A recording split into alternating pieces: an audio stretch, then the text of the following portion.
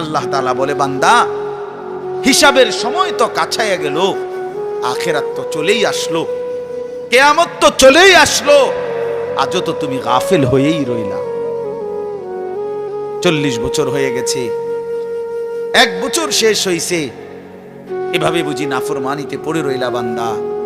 365 দিনে কোনদিন ছেলেরা তোমরা যারা ফজরের নামাজ পড়ো না, তুমি বলো না বাপ এত শক্ত এত পাষাণ কেমনে হইলা? একটা বছর কোনদিন ফজরের নামাজ পড়ো নাই, এত বড় নিকৃষ্ট জানোয়ার মুসলমানের বাচ্চা কেমনে হয় বলে? এত বড় জানোয়ার একটা মানুষের বাচ্চা কেমনে হয়? এটা কি পরিমাণ হাইওয়ান, এটা কত বড় হাইওয়ান, কত বড় জন্তু, কত বড় পশু।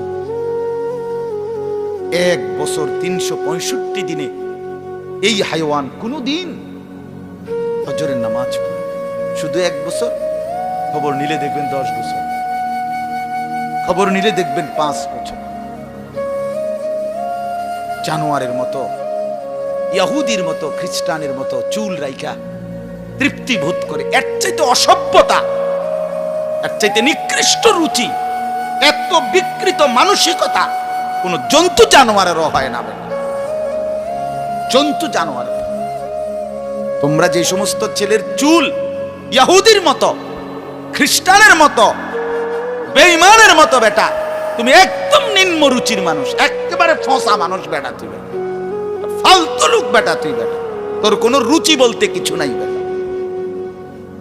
তোর কোনো রুচিবোধ নাই বেটা। কার মতো মুসলমানের বাচ্চা হইয়া মুসলমানের ঘরে জন্ম নিয়া বেটা আল্লাহর আজান শুনলি, ডান কানে বাম কানে তোরে আজান দিছে, এক পবিত্র মা তোরে 2টা বছর দুধ পান করাইছে বেটা, কোন শরমে বেটা তুই ওই বেঈমানদের মতো চুল কাটলি বেটা? ওদের কোনো জাতপাত আছে বেটা? ওদের কোনো ইজ্জত আছে না সম্মান আছে? আল্লাহ তাআলা কোরআনুল কারীমে বলছে, ইন্নামাল মুশরিকুনা নাজাস। কোরআনের আয়াত কিনা? আল্লাহ বলছে সমস্ত মুশরিক নাপাক, নাজাসুন নাজাস। সমস্ত ইহুদি নাপাক, সমস্ত খ্রিস্টান নাপাক, সমস্ত হিন্দু নাপাক, সমস্ত বৌদ্ধ নাপাক, সমস্ত নাস্তিক নাপাক, সমস্ত মুরতাদ নাপাক, সমস্ত বেঈমান নাপাক।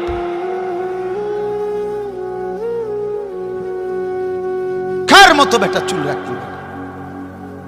কারে দেইখা বেটা পেশাব করে পানি লস না বেটা? কোন সভ্য থেকে শিখলি বেটা? এটা কার থেকে শিখলি? জীবনে 2-4 অক্ষর পড়ালেখাও করো নাই?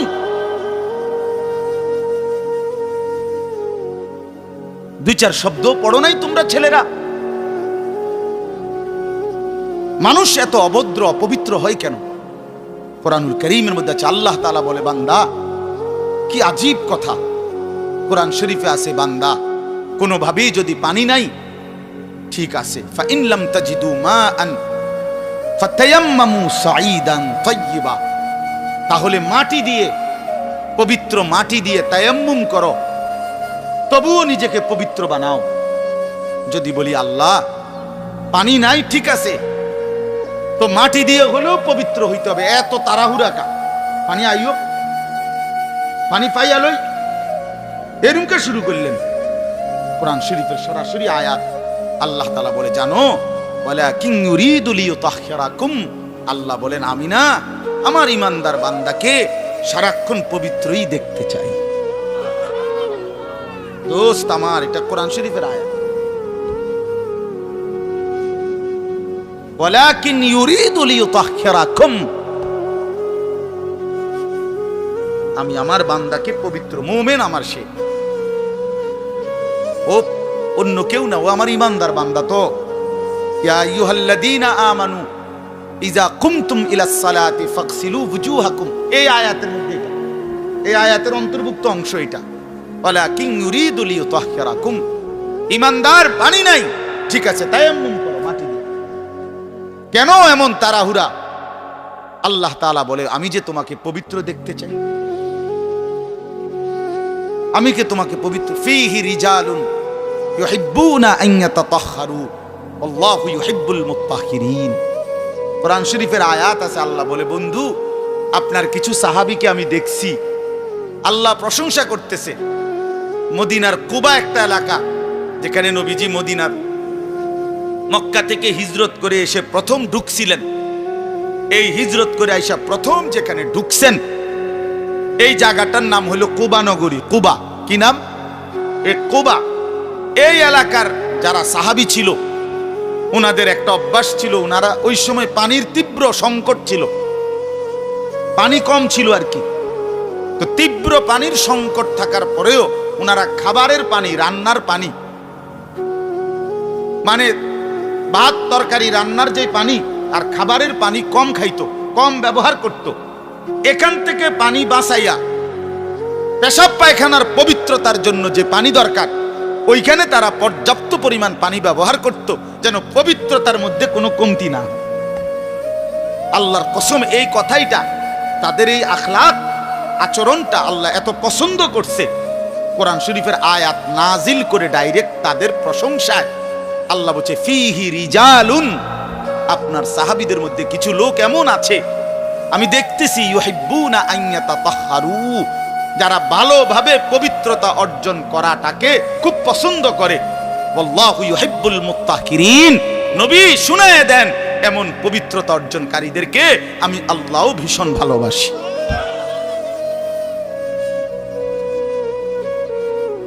তোরে আল্লাহ ঘৃণা করে। যুবক, তোদের যাদের প্যান্টে পেশাব, তোরা যারা টয়লেট পেপার ব্যবহার করো না, তুই নিকৃষ্ট রুচির মানুষ বেটা, ফালতু বেটা, ফালতু বেটা। চুল কেবল চুলের পিছনের দিকে ফিরাস বেটা, এতে মানে একটা কেমন লাগে। সামান্য সামান্য সহপাঠী বা সামান্য সেরকম, আর সেরকম লাগতেছে তোরে দোস্ত, জিঙ্গাইলে না বলে সেরকমটা কেডা? সেরকম ঠিক আছে লাগতেছে, আমিও কই, কিন্তু সে কে যার মতো লাগতে আছে? হেইতে কেডা যে যার মতো? সেরকম তো বুঝছি, সেরকমটাকে। সেরকম কি গাঁজাখোর, না ফুট্টাখোর, না বাবাখোর, না ডাইলখোর, না হারামখোর, না মদখোর, না ইয়াবাখোর? কার মতো লাগতেছে তারে জিঙ্গা? তুই যে আমারে কইলি সেরকম লাগতে আছে, হেতে কেডা যার মতো লাগতে আছে আমারে? কথা বলেন। হ্যাঁ, তো জিঙ্গাইলে কবে দোস্ত ফুট্টাখোরের মতো লাগে, তোর বাবাখোরের মতো লাগে তো। কারণ কোন ভদ্র মানুষ, ইমানদার, নামাজি, কোন চরিত্রবান পবিত্র মানুষ নাপাক থাকতে পারে না। তো তাহলে তো এটা বুঝাই যায় তোরে কার মতো লাগে বেটা। হ্যাঁ, নাই তো হে বলুক যে দোস্ত তোর চুল দেখে মনে হয় পুরা বাইজিদ বসতাম, তোর একদম জোনায়েদ বাগদাদির মতো লাগতে আছে, এমন নি? তাহলে তোর চোর ডাকাইতের মতোই তো লাগে। আস্তাগফিরুল্লাহ, আস্তাগফিরুল্লাহ। প্রিয় ভাই আমার, বন্ধু আমার, আখিরাত যেন ভুলে না যাই। মহান আল্লাহ পাক রব্বুল আলামিন এই কোরআনুল কারীমের মধ্যে বারবার আমাদেরকে আখিরাত মনে করাইছে। আমাদের জিন্দেগি ঈমানের জিন্দেগি, আমাদের জিন্দেগি পবিত্র জীবন ভাইয়া। আমরা শুধুই দুনিয়ার জন্য না, শুধু দুনিয়ার জন্য, দুনিয়ার জন্য আল্লাহ তাআলা কোরআন শরীফ আছে, ওয়াদারনি ওয়াল মুকাদ্দিবিনা উলিন নি'মাতি ওয়া মাহিলহুম কালিলা। আল্লাহ বলছে, হে আমার বান্দারা, নাফরমান পাপীদেরকে অল্প সময়ের জন্য দুনিয়া ভোগ করতে দাও, ওদেরকে দুনিয়া খাওয়ায়া পরায়া এরপরে আমি নিয়ে আসবো, আমি এজন্যই বানাইছি। কিন্তু তোমরা মুমিন, তোমরা ঈমানদার, তোমাদেরকে আমি আল্লাহ তাআলা জান্নাতের জন্য বানাইছি, জান্নাতের জন্য। উইদ্দাত লিল মুত্তাকিন, মুমিনদের জন্যই জান্নাত, মুত্তাকিদের জন্যই জান্নাত। একটা বেঈমানও জাহান্নাম থেকে মুক্তি পাবে না। কোনো কাফের, কোনো বেঈমান, কোনো হিন্দু, কোনো বৌদ্ধ, কোনো ইহুদি, কোনো খ্রিস্টান, কোনো নাস্তিক, মুরতাদ পরকালে, পরকালে এক ঢোক, এক জাররা, এক লোকমা, এক ঢোক পানি মিলবে না, সুখ মিলবে না। ঈমানবিহীন সমস্ত ভালো কাজ আখিরাতের বিচারে পরিত্যক্ত, মারদুদ, বাতিল। ঈমান শর্ত। মৃত্যু পরবর্তী যেই কোনো বিনিময়ের জন্য উত্তম বিনিময় পেতে হলে কি লাগবে? ঈমান জরুরি। ঈমান জরুরি। ঈমান হারা সর্বহারা, আল্লাহ হারা সর্বহারা, সর্বহারা। তো এই জন্য আল্লাহ তাআলা আমাদেরকে বানাইছেনই আখিরাতের জন্য, আখিরাতে নিজের জন্য। খালাকতুল আশিয়া আলি আজালিক ও খালাকতুকা লি। আল্লাহ বলছে, বান্দা গোটা দুনিয়া আমি তোমার জন্য বানাইছি, তোমারে শুধু আমার জন্য বানাইছি। সারে দুনিয়া তেরে লিয়ে, তু সিরফ মেরে লিয়ে। বাহ, এই কথা ভাবলেই তো অবাক। আমার তো খুব ভালো লাগে যে কয় কি মালিক। हाँ, सारे दुनिया तेरे लिए, तू सिर्फ मेरे लिए। গোটা দুনিয়া বান্দা তোর জন্য, যা বান্দা সবটা দুনিয়া তোরে দিলাম, তোকে শুধু আমার জন্য রাখলাম। তু সিরফ মেরে লিয়ে, তুমি আমার জন্য, তুমি আমার হয়ে থাকবা, আমার সেজদা করবা, আমার নামাজ, আমার হুকুম পালন করবা। তো দুনিয়া ও ইজ্জতের সাথে আমি আল্লাহ চালাবো, আখিরাতেও তোমারে আমি আল্লাহ সর্বোচ্চ সম্মানজনক রিজিক, সর্বোত্তম জান্নাত আমি নিজে দিয়ে দেব। ফালানুহিয়ান্নাহু হায়াতান তাইয়্যিবাহ ওয়া লানাজজিয়ান্নাহুম আজরাহুম বিআহসানি মা কানু ইয়ামালুন। রব্বুল আলামিন বলেন, দুনিয়াতেও আরামের জীবন দেব, আখিরাতেও সর্বোত্তম বিনিময় দেব। শর্ত কেবল দুইটা, এক নাম্বার ঈমান, দুই নাম্বার নেক আমল। মান আমিলা সালিহাম মিন যাকারিন আও উনসা ওয়া হুয়া মুমিন। আল্লাহ বলেন, পুরুষ কিংবা নারী যদি ঈমান অবস্থায় সবগুলো নেক আমল করতে পারো, আমি আল্লাহ ওয়াদা দিলাম বান্দা, দুনিয়াতেই তোমাকে আরামের জীবন দেব, আখিরাতেও সর্বোত্তম বিনিময় দেব। সুবহানাল্লাহ। চলেন, আমার কথা শেষ। আমার বাপ, আমি তর্জমা শুনাই, তাইলেই কথা শেষ। হাফেজ আমিন ভাই অনেক মহব্বত করছে, এই মাদ্রাসার মাহফিলে আসার সুযোগ হয়েছে, এতটুকুই। আরো উলামায়ে কেরাম, আমাদের আল্লামা মুফতি আমজাদ হুসাইন সাহেব হযরত অনেক অসুস্থ, উনি আজকে অনেক দিন ধরে ডেঙ্গুতে আক্রান্ত। আজকেও আসরের পরে কথা বলছি, খুব আস্তে আস্তে কথা বলে, খুব ক্লান্ত, দুর্বল। তারপরও আমারে বলছে যে আমিন ভাইয়ের মাহফিল আমি একটু লেগে হইলো আসমু। আমাদের আজকে যে একজন মাওলানা শেষ বয়ান করবে, আপনি অসাধারণ। আপনাদের ছেলেদেরকে তোমাদেরকে বলি, বাপ আমার অনুরোধ রইল, আমার এই কথাটা রাইখো, তোমরা ওর বয়ান শুনি। আমি নিজেও ওর বয়ান শুনি, আমি নিজেও এর বক্ত। অসাধারণ বয়ান করে সে, হযরত মাওলানা মুফতি ইউসুফ বিন ইকবাল, তার বয়ান চমৎকার। একেবারে আল্লামা মুফতি আরিফ বিন হাবিব যেমন সব কথা হাদিস থেকে বলে, এই নওজোয়ান মাওলানাও ঠিক এরকম অনর্গল রাসূলুল্লাহ সাল্লাল্লাহু আলাইহি সাল্লামের হাদিস বলতে থাকে। হ্যাঁ, এজন্য সবাই ইনশাআল্লাহ এই মাওলানার বয়ান শুনবার চেষ্টা করবেন। তো তরজমাটা শুনেন। আল্লাহ তাআলা মূল বক্তব্য এটাই যে আল্লাহ আমাদেরকে আখিরাত মনে করাইতে চাইছে। কি? কোরআনুল কারীমের 30 নম্বর পারা 101 নম্বর সূরা আল কারিআ, এই সূরার আল্লাহ বলেন, আল কারিআতু মাল কারিআ। আল কারিআ অর্থ হলো যেটা দরজায় আঘাত করে, খটখট খটখট আওয়াজ করে, এই খটখটকারী। আল্লাহ বলেন মাল কারিআ, বলো তো খটখটকারী বলতে কি? ওমা আদরাকা মাল কারিআ।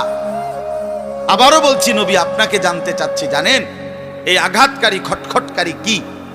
আল্লাহ বলেন সেটা হলো আখিরাত, কিয়ামত, যেটা আপনার কাছে প্রতিদিন আমাদের কাছে খটখট করে আমাদের দরজায় যেন ঘন্টা বাজাইয়া বলে যাচ্ছে যে কিয়ামত তো চলেই আসলো। আখিরাতের প্রস্তুতি কি হলো বলো? ওই মানুষ তো মরে গেল দেখলা, তুমিও তো মরে যাবা, তোমার প্রস্তুতি কি বলো? এক লোকের জানাজা যাচ্ছিল, লাশ, এক বুজুর্গ আল্লাহওয়ালা ওই সামনে দাঁড়ানো, তো ওনার পাশের এক লোক বলতেছে, কার জানি কবর, কার জানি মৌত হইল, আরে কার জানি কার জানি। তখন তিনি বললেন, ভাই তোমার মরণ হইল নয়তো আমার মরণ হইল। মানে এইটা ভাবো যে হয় তোমার মরণ হয়েছে, নইলে কার মরণ হয়েছে? আমার মরণ হয়েছে। আর ভাবো, সে তো মৃত্যুবরণ করছে, তিনটা অবস্থা তার শেষ। একটা হলো আজরাইলকে দেখা, এটা তার শেষ। এরপরে জান কবজের যন্ত্রণা, এটা তার শেষ। আর জান কবজের পরে তার মৃত্যুটা বিভৎস। অনেকের মৃত্যু হইতে পারত, তার শরীর ছিঁড়া ফেলছে, তার শরীর নিশ্চিহ্ন হয়ে গেছে, এরকম আপনার মৃত্যু হইতে পারত। কিন্তু তার তো স্বাভাবিক মৃত্যু হইল যে তার লাশটা অক্ষত আছে, দেখা যায়। তুমি এবার ভাবো যে তোমার সামনে তিনটা রয়ে গেছে, যে আজরাইল তোমার সামনে কেমন দাঁড়াবে, তুমি চিন্তা করো। তোমার জান কবজের কষ্ট কেমন হবে, তুমি ভাবো। তোমার মৃত্যু কি স্বাভাবিক হবে নাকি অ্যাক্সিডেন্ট আর অস্বাভাবিক কোনো মৃত্যু হবে, সেটা নিয়ে ভাবো। তাইলে প্রতিটা মৃত্যু আমাদেরকে ঘন্টা বাজায়, প্রতিটা রাত আমাদেরকে ঘন্টা বাজায়, প্রতিটা দিন আমাদেরকে ঘন্টা বাজায় যে বান্দা, সময় তো চলে গেল। আখিরাতের কি হলো, কবরের কি হলো, পরকালের কি হলো? ইয়াউমা ইয়াকুনুন নাসু কাল ফারাশিল মাবসুত ওয়া তাকুনুল জিবালু কাল ইহনিল মানফুশ। আল্লাহ বলে, একদিন সত্যি সত্যি কিয়ামত হবে, ইসরাফিল ফু দিবে। সেদিন কি হবে? সেদিন সমস্ত মানুষগুলো হয়ে যাবে বিক্ষিপ্ত পতঙ্গের মতো। বিক্ষিপ্ত পতঙ্গ মানে আপনারা একদম সহজ বুঝবেন, ওই যে বাতির মধ্যে, লাইটের মধ্যে, আলোর মধ্যে অনেক সময় যে সাদা সাদা পোক এগুলো আসে, এগুলো দেখছেন? এগুলোর কি কয়? উলু উলু। এই যে আর একটু বড় বড় সাদা সাদা, হ্যাঁ, এই উলু উলু, এই উলু পোকা। এইটা যেমন মাঝে মাঝে এইভাবে আসে চারদিক থেকে উইরা উইরা আইয়াই পইরা হয় আগুনের মধ্যে, বাতির মধ্যে, আলোর মধ্যে পইরা পইরা মরে, নিচে মরে। তো আল্লাহ পাক বলেন, ইসরাফিল ফু দিবে, কিয়ামত শুরু হবে। মানুষ এরকম পাগলের মতো, উলুর মতো দৌড়াইয়া, পতঙ্গের মতো চারিদিকে দিক বিদিক শূন্য হইয়া দৌড়তে থাকবে। কেউ বলতে পারবে না কে কোথায় যাচ্ছে, কোথায় দৌড়াচ্ছে, কি হচ্ছে। সবাই অস্থির হয়ে যাবে। এরই মধ্যে যে যেখানে গিয়া পড়ে যাবে, ওইখানেই তার মৃত্যু, ওইখানেই কবর। ওয়াতাকুনুল জিবালু কাল ইহনিল মানফুশ। পাহাড়গুলো একটা নমুনা আল্লাহ বলছে, পাহাড়গুলো তুলারে দীর্ঘক্ষণ মেশিনের মধ্যে ধুনাইয়া সারলে, এবার যখন ঝরঝরা হয় তুলা, তো এবার যদি বাতাস লাগে তাইলে যেমন এটা উড়তে শুরু করে, তুলা উড়ে।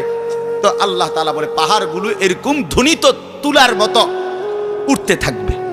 পুরা সৃষ্টির সবকিছু ভাঙ্গা চুইরা শেষ হয়ে যাবে। হাসরের ময়দান কায়েম হবে। আর সেখানে কি হবে? দুইটা অবস্থা। ফাআম্মা মান সাকুলাত মাওয়াজিনহু, সেই হাসরের ময়দানে আমলনামা হাতে নিয়ে মিজানের পাল্লায় যার নেকি ভারী হবে, ফাহুয়া ফি আইশাতির রাদিয়া, সেই সন্তুষ্টিময় আরামদায়ক জান্নাতের জীবন লাভ করবে। ওয়া আম্মা মান খাফফাত মাওয়াজিনহু ফাউম্মুহু হাওিয়া ওয়া মা আদরাকা মা হিয়া নারুন হামিয়া।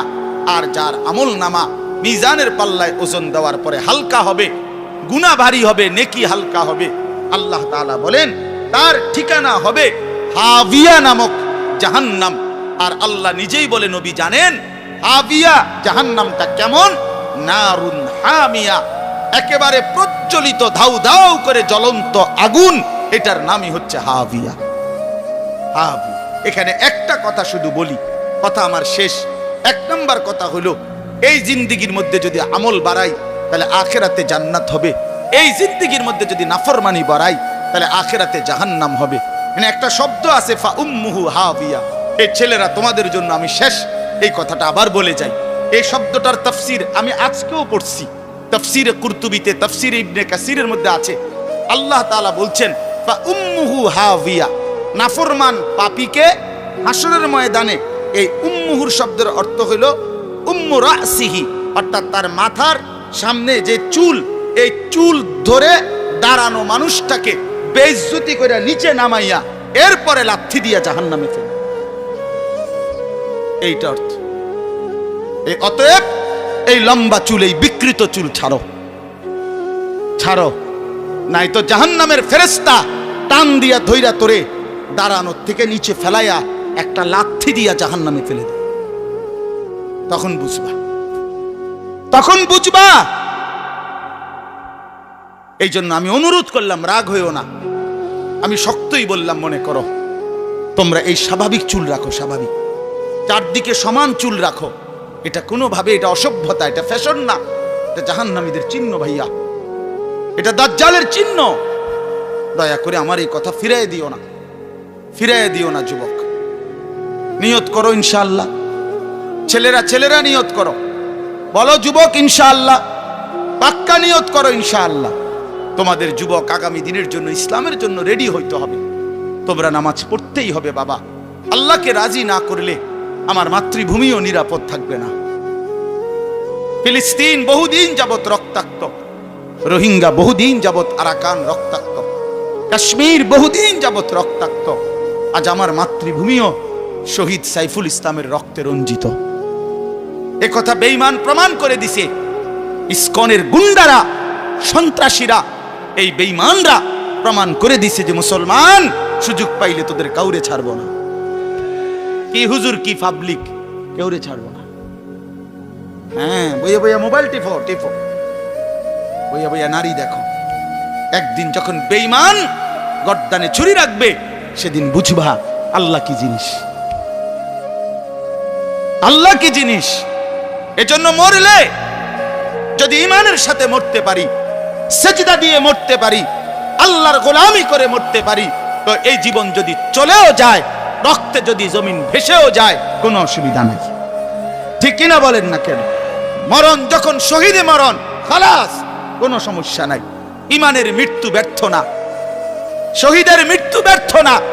কিন্তু যদি নাফরমানির মৃত্যু হয়, যদি বেনামাজি মৃত্যু হয়, যদি শরীর নাপাক, প্যান্ট নাপাক, নারী দেখতে দেখতে, উলঙ্গ ছবি দেখতে দেখতে, তো এই অবস্থায় যদি তোর মরণ হয় বেটা, কি হবে তোমার? কি হবে বাবা? এজন্য দয়া করে আখিরাতের জন্য প্রস্তুতি নাও, পরকালের সামান বানাও, নিজের আখিরাত সুন্দর করো। আল্লাহ তাআলা আমাদের প্রতিটা ছেলেকে তৌফিক দান করেন। বাবারা, আপনাদেরকেও বলি, 60 বছর 50 বছরে আপনারা আখিরাতের ফিকির করেন, কবরের ফিকির করেন, পরকালের সামান কি হলো সেটার ইন্তজাম করেন। খাট পালং, সোফা, ফার্নিচার, এগুলো যেদূর হইছে, আমনে শেষ না করলো এটি ফুলাইনে পরে করব, নাতি নাতনিরা আরো বানাইবো, এটি শেষ হইতো না। পৃথিবীতে আমনে মরার পরও গাছ থাকবো। আমনে মইরা যান, কোনো অসুবিধা নাই, আমনে মইরা দেখবেন গাছ মরছে না সব। পৃথিবীতে আমনে মরার পরেও দুনিয়া থাকবে, কাজে দুনিয়া ওরা বাকিরা করবে, আপনি এবার কবরের সামান করেন।